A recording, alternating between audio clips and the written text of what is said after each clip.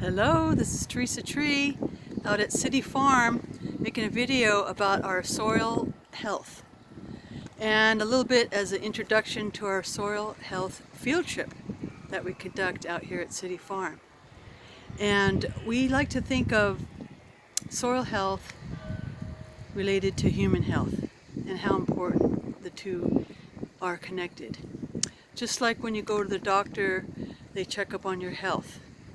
Same thing that we need to do as a soil scientist, check up on the health of our soil. Here's an example of what I'm talking about.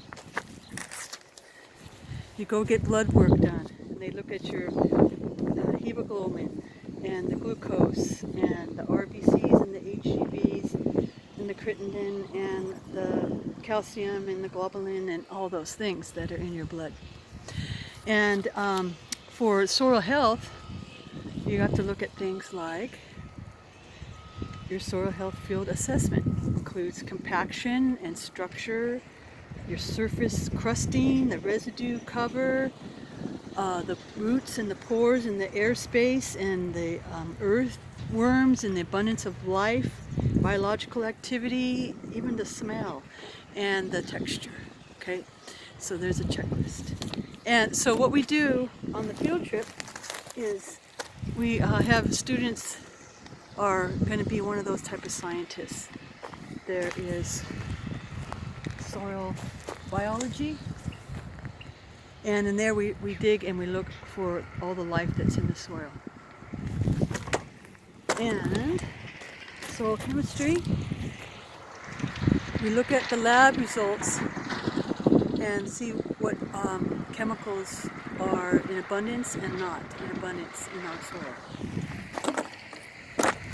And soil geology is where we look at the components of sand, silt, and clay and percentages of how much of each is in the soil. And then soil amendments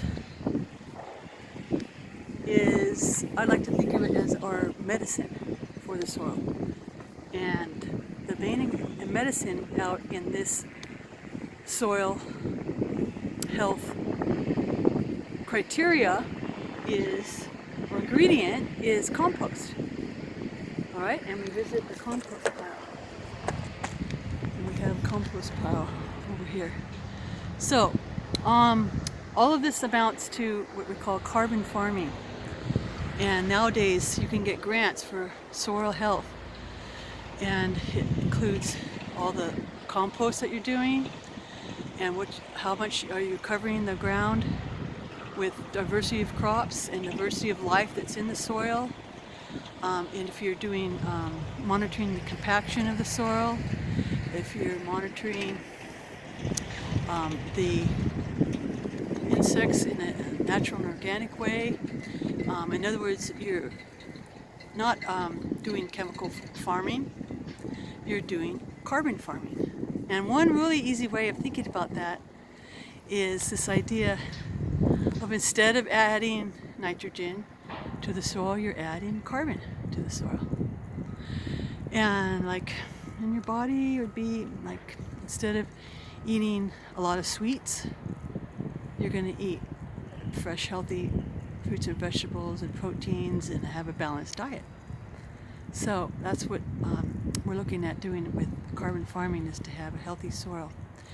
And so the way we do that out here at City Farm is we cover the ground with compost. And so each one of these rows, we have done massive quantities of compost adding, and we also use cardboard. So sometimes I have the nickname of carbon farming as cardboard farming, and so it's typical in market gardening these days to follow the pattern of having these rows that are 30-inch wide and pathways that are 18 inches wide. And each of the beds can be covered with cardboard first and then with compost. And then you plant into the compost, and then the cardboard disintegrates over time. We also add a lot of carbon in the form of wood chips.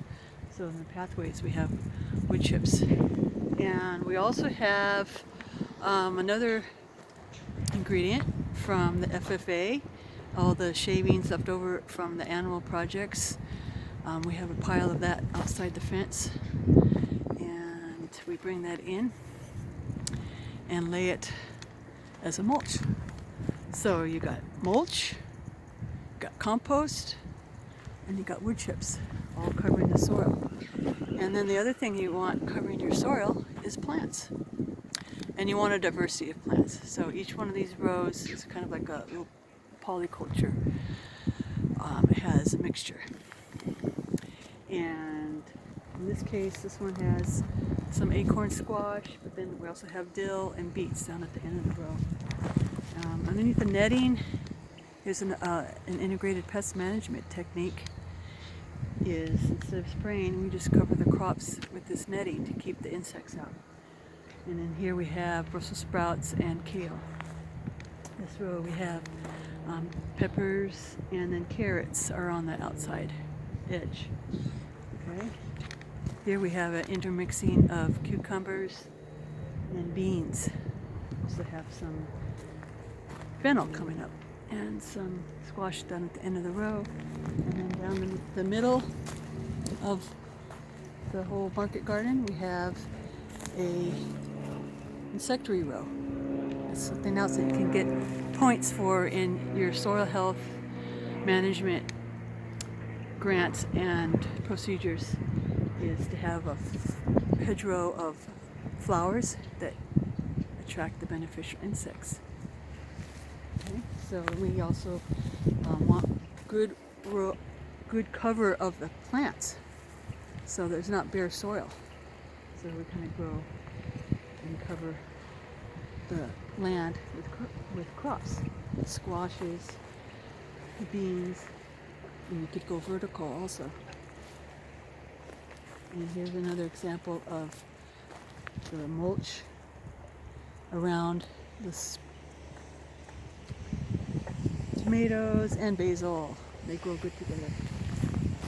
Alright, so that's some examples of some of the things you could do to keep your soil healthy out on a farm. And I'll include a picture and a list in the lesson plan that'll go out to everybody. And the kids then at the end of the field trip, they decide which one they think is the most important. Is it biology? Yes, it's the life in the soil. Or is it the geology? Is it the amount of clay and sand? Yes, it's all about that.